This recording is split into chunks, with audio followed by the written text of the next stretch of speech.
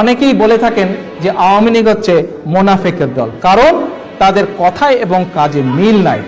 আওয়ামী লীগ কথায় কথায় যখন তখন যাকে তাকে তাদের প্রয়োজনে রাজাকার আখ্যা দিয়ে থাকে।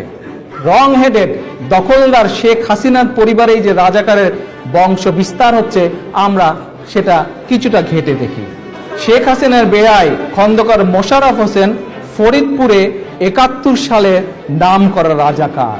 তার পিতা নুরা রাজাকারের নাম ফরিদপুরের রাজাকারদের তালিকায় ১৪ নম্বরে। দৃশ্যপট ৭১, ২১ শতকের রাজনীতি ও আওয়ামী লীগ বইয়ের ৫৪ পৃষ্ঠায় এর বিস্তারিত তথ্য রয়েছে। নুরা মিয়া শুধু তাই নয়, নুরা মিয়া শান্তি কমিটির স্থানীয় সভাপতি ছিল। শেখ হাসিনা রাজাকারদের সঙ্গে আত্মীয়তা করলেও স্থানীয় মুক্তিযোদ্ধারা কিন্তু এটা খুব সহজে মেনে নিতে পারে নাই। তার প্রমাণ হচ্ছে কি? তার প্রমাণ ২০১০ সালের ২১শে এপ্রিল একটি ঘটনা আপনাদের সামনে আমি তুলে ধরতে চাই। সেদিন শেখ হাসিনা ফরিদপুর সার্কিট হাউসে উপস্থিত। দলের নেতাকর্মীরা এসছে। তো দলের নেতাকর্মীরা আসার পরে সেই সময় স্থানীয় উপজেলা চেয়ারম্যান শামসুল হক ভোলা মাস্টার এবং দলের আরো কয়েকজন নেতৃস্থানীয় শেখ হাসিনাকে বলেন, ফরিদপুরে নুরা রাজাকারের নামে রাস্তার নামকরণ হচ্ছে। নুরা রাজাকার, যার নাম রাজাকারের তালিকায় ১৪ নম্বরে। তো নুরা রাজাকারের নাম মুছে ফেলার জন্য তারা হাসিনাকে অনুরোধ করে। এটা শুনে হাসিনা খুব বিরক্ত হলো, খুব গোসা করলো। বলল, দেশে রাজাকার বলে কোনো শব্দ নেই। নতুন ডিকশনারি আবিষ্কার করলো ফরিদপুরের সার্কিট হাউসে বসে, দেশে বলে রাজাকার বলে শব্দ নাই। শেখ হাসিনা সাফ জানিয়ে দিল, নুরা মিয়া রাজাকার হলেও যুদ্ধ অপরাধী ছিল না।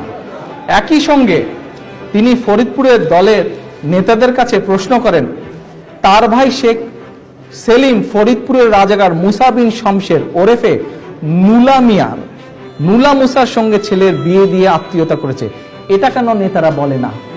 অথচ সবাই শুধু নুরা মিয়ার নামে অভিযোগ করে, বেয়াইয়ের বাপের নামে অভিযোগ করে। এটাতে খুব গোসা হলো। কিন্তু নিজের ভাইয়ের বেয়াইয়ের বাপও যে রাজাকার, এই কথাটা কেন বলে না? আরেকজনের কথা কেন বলে না? একই ফ্যামিলির মধ্যে তো আরো রাজাকার আছে, তারটা কেন বলতে হবে? অন্যদেরটা কেন বলে না? দেখেন, বেরিয়ে আসলো ফ্যামিলির মধ্যে যে আরো রাজাকার আছে, তার মুখের কথা থেকে বেরিয়ে আসলো। এখন আপনারা খেয়াল করে দেখবেন, নুরা রাজাকারের প্রসঙ্গ আসতে কিন্তু হাসিনা রাগে নিজের অন্য পরিবারের কথা বলে ফেলত। ওয়ার ক্রাইম ফ্যাক্ট ফাইন্ডিং কমিটির আহ্বায়ক ডক্টর এম এ হাসান যুদ্ধ অপরাধী হিসাবে ৩০৭ জনের নাম উল্লেখ করেছেন। ওয়ার ক্রাইম ফ্যাক্ট ফাইন্ডিং এই বইতে উল্লেখ করা হয়েছে ৩০৭ জন যুদ্ধ অপরাধীর নাম। সেখানে ফরিদপুর জেলায় গণহত্যাকারী হিসাবে মুসা বিন শমশেরের নাম রয়েছে। বইতে ডকুমেন্টেড আসে। আমরা সবাই জানি, আসলেই বাংলাদেশে মুক্তিযুদ্ধে শেখ মুজিব এবং তার পরিবারের ভূমিকা ছিল প্রশ্নবিদ্ধ।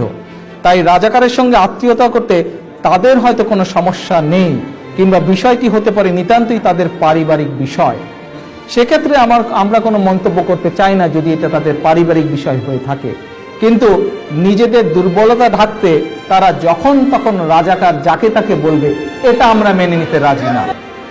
কিছুদিন আগে দেশনেত্রী বেগম খালেদা জিয়া একটি কথা উল্লেখ করেছিলেন। খুব সময় কুমিল্লার মিটিংয়ে উনি বলেছিলেন, আমি এর আগে আপনাদের এখানে আরেকটি সভায় উল্লেখ করেছিলাম, কি বাংলাদেশে যদি স্বাধীন সার্বভৌম বাংলাদেশের পতাকা যদি কোনো রাজাকারকে দিয়ে থাকে, সেটি সবচেয়ে আগে করেছিল শেখ হাসিনা।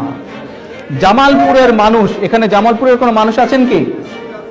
এই তো, হ্যাঁ, জামালপুরের মানুষ খুব ভালো করে জানেন যে জামালপুরে একজন রাজাকার ছিল মৌলানা নুরুল ইসলাম, যার রাজাকার হওয়ার জন্য যুদ্ধ সময়ে দেশে বাংলাদেশের স্বাধীনতা বিরোধী ভূমিকার জন্য যার জেলও হয়েছিল। সেই লোকের গাড়িতে, সেই লোককে এমপি করে, সেই লোককে মন্ত্রী করে, সেই লোকের গাড়িতে ১৯৯৬ সালে শেখ হাসিনাই প্রথম পতাকা তুলে দিয়েছিল।